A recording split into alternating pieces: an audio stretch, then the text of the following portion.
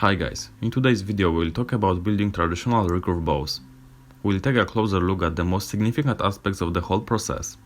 Recurves have always been my fave bows, but also most fun to build, so I'll gladly share my thoughts and experience on this matter. Having built many of these, I am aware of certain challenges coming with this fascinating design. The story of a bow begins with a tree. Particular species develop wood with unique properties. Therefore, as you may know, some woods are more suitable for bow making than others. Moreover, not all bow wood species are good enough for designs coming with more stress. Recurve bows are such designs, due to increased tension coming from recurved tips. What's more, not all wood species physically can take bending a part of it into this kind of aggressive angles. That's why planning such a project we need to pick a proper piece of wood. The best woods for such builds are yew, Osage orange, elm, hickory, and basing on my experience also sweet cherry. I've also used red oak with fairly good results, and I think other oak species deal pretty well with bending. For sure, there are more of them, but these are most known and commonly used ones. Selecting the proper wood piece for building a recurve bow, we also need to pay attention to its quality. First of all, it has to be long and wide enough for the bow, but also fairly knotless. Any twists or snaky grain is what we should avoid, as this could lead to major problems during the making process. We want it as straight as possible. When it comes to designing a recurve bow, the bowyer should remember about adapting it to the particular piece of wood. As I mentioned, these bows come with more stress, so that should be taken into account, and if needed, making the bow longer, with wider limbs, or applying sinew backing. These design adjustments are recommended for lower quality woods and staves. Applying slight deflects may be a good solution too, especially if we work with wood that may not handle high stress properly. Deflex works the best applied at fades, near the handle section. It has to be emphasized that badly designed recurve bow might take a lot of set, resulting in worse performance and durability than a simple bow that could be made from the same stave. Not every stave is suitable for such a build, and sometimes it's better to go for a simple design.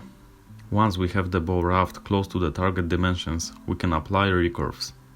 The tips should be left slightly wider, as some corrections might be required after recurving. On the belly for the length of limb designed to be recurved, there should be a single groove ring to prevent lifting splinters. I like to smooth edges slightly with scrapers before bending.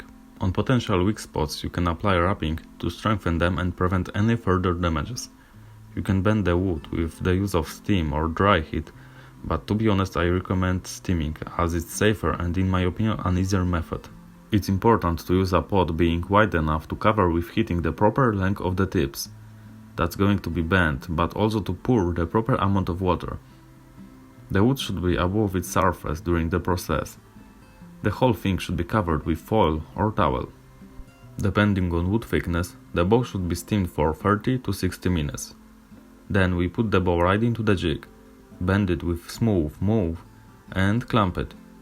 After cooling down, we can move on to recurving another limb.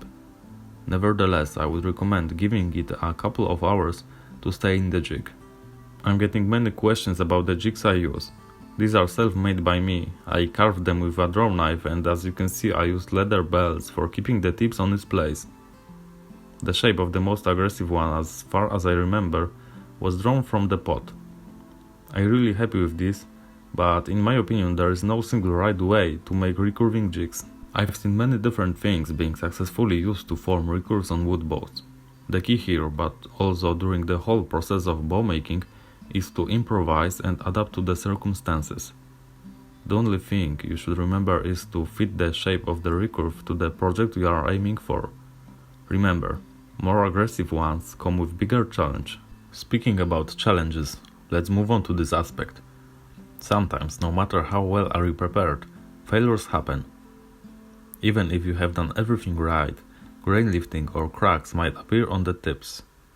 Then, if the limb is thick enough, we can just remove them with a bit of material.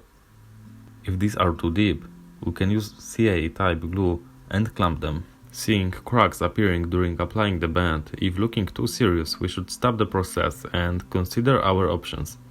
Such a bow can be shortened or bent into the lighter recurve.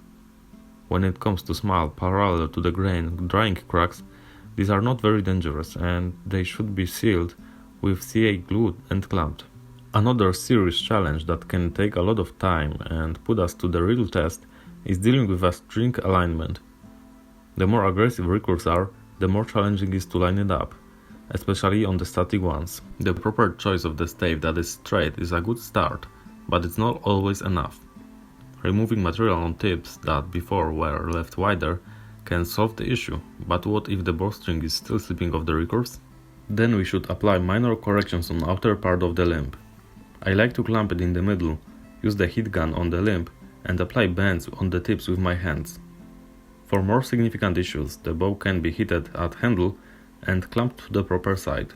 Sometimes it can take a few corrections to fix the string alignment, and believe me, it can be really frustrating when the string slips off from the bow on the tilling tree once again. To help with keeping the string on its place, I carve string grooves on the whole length of the tips. These are must apply to recurve bows. To prevent issues related with string alignment at the earlier stages, the one should be very careful putting the bow into the jig. At this point, potential twists can be formed, so it's crucial to keep it lined up and straight. Another aspect we should pay attention to are knocks and potential tips overlays. This should be deep enough to keep the bowstring on its place properly, but at the same time solid enough and not overbuilt. Too large overlays can be easily broken off by accident. Okay, I think that's all for today, guys. For more bow making tips and instructions, check out my ebooks, a link in the pinned comment. Thank you for watching, all the best.